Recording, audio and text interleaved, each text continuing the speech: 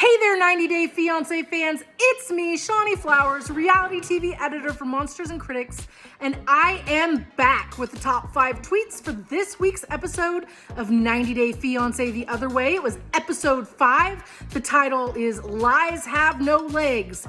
And to quote another reality star, Kandi Burruss from Real Housewives of Atlanta, the lies. Mostly, we're seeing a lot of lies from Yohan and Daniele.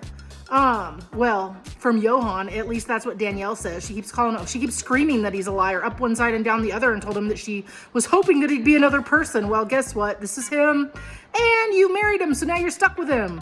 Couple of other things have popped up that have made them think there was some lies. Like Nicole has been questioning quite a bit about Mahmoud and his friends. She really doesn't seem to understand that in his culture, she doesn't get to be friends with his guy friends. They don't do all that.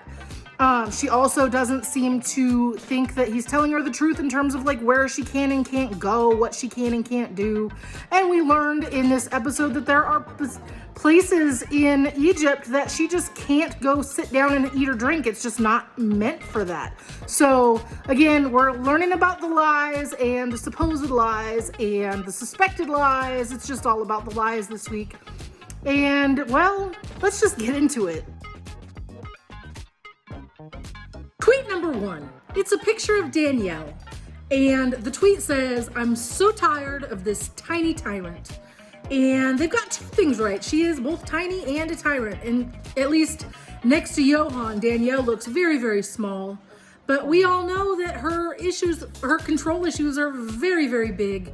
Ever since she got to the DR, she has been trying to figure out where they're going to live, how they're going to make money. She's been literally harassing Yohan about what he's going to do for money and making sure that he knows that he's not getting off scot-free. Never mind that he thought he was going to the US and he's not. Surprise, Yohan, you're stuck in the DR and you're there now with Danielle. Tweet number 2. When you realize that you've imported a lunatic from the US. Yeah, Jamie's feeling a little bit worried right now, and honestly, I can kind of understand why. Chris got to Colombia and immediately ran to the pharmacy to pick up some pills that Jamie didn't even know she needed. Now she needs neck surgery that Jamie also didn't know she needed. And soon after, she went to buy a huge, scary-looking knife because she feels like she just always has to have something to protect her, either a gun or a knife, or, as we saw in the picture, a huge collection of guns and knives. Jamie's scared to death, and Chris swears she needs this to stay safe. The problem is, Jamie doesn't feel like she's very safe right now. I'm going to be honest with you guys. I do not see this lasting very much longer. In fact, Jamie might just run for her life. Tweet number 3. It says that dingbat from Georgia better not hurt this young man, with a picture of Oussama. You know, we're talking about Debbie, the newest 90 Day Fiancé Debbie, and she is a Debbie the doozy, I'll tell you that. I'm gonna be honest, as I always am, I really like Debbie. I think she's really interesting. She's exactly what 90 Day Fiancé producers would pick as far as an American to cast for a show like this. She is a hot mess. She seems a little ditzy. But Oussama seems like a really nice guy. I mean, I don't know about Oussama and Debbie as a couple. I mean, she's old enough to be his grandma. She doesn't look old enough to be his grandma, though. I don't want to be mean to Oussama, but he looks a little bit older than he is. Anyway, like I said, he seems like a nice guy. She seems a little dingy. She means well. I just hope that it all works out in the end. Tweet number 4.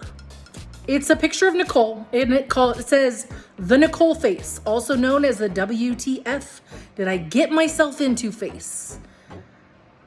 And we're also wondering what she got herself into. And again, I like her husband. I actually think he's a really nice guy. He's just an Egyptian. He is Muslim. He lives a certain way, and he follows the cultures and the norms of Egypt. He is not familiar with American culture at all. And Nicole just kind of went in there guns blazing, like she wants to wear spaghetti strap tank tops, and she wants to talk to his friends, and she wants to eat and drink in establishments that are men only. And I mean, I'm as feminist or more feminist than the next. But the thing is, when you go to another country and try to assimilate into their culture, you cannot just tell them, oh, but I'm American, we're doing it this way. Or, you know, women have rights, we're doing blah, blah, blah. There's a way about bringing about change, and it's not her way. Tweet number 5. Jen might as well tell Rishi's parents that they're together. Yes, she wanted to. She said as much. And then she said, but that's his job, and I'm not going to do everything for him. Well, hun, if you don't tell him, nobody will. You're going to be his friend forever. We've already watched this storyline play out for 3 previous seasons, a la Jenny and Sumit. And now we have a new Jen. We're watching it all happen again. I don't know how it's going to turn out, but I'm guessing, you know, we already had one fairy tale happily ever after, and I don't think we're going to get 2. She might as well have just told his parents that that's what was going on, because as soon as she started asking questions about who they may or may not allow him to marry, everybody's radar went off and they know what's up. So I think we're going to see the parents find out in the next episode or 2. It's happening. Should be quite a mess. We love a mess. There you have it. These are the top 5 tweets from this week's episode of 90 Day Fiancé the Other Way. It was episode number 5, Lies Have No Legs. And we got to see all kinds of lies and not a whole lot of legs. Like I said, it's turning into quite the mess.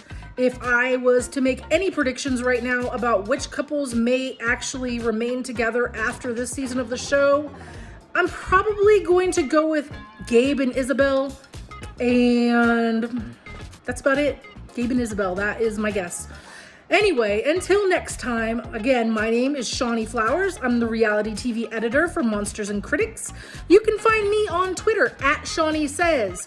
While you're here, please make sure to like this video, comment below, and tell me which couples you like the best and who do you think is gonna make it until the end. Make sure to follow the Monsters and Critics channel on YouTube so that we can bring you more reality TV news. Have a good night.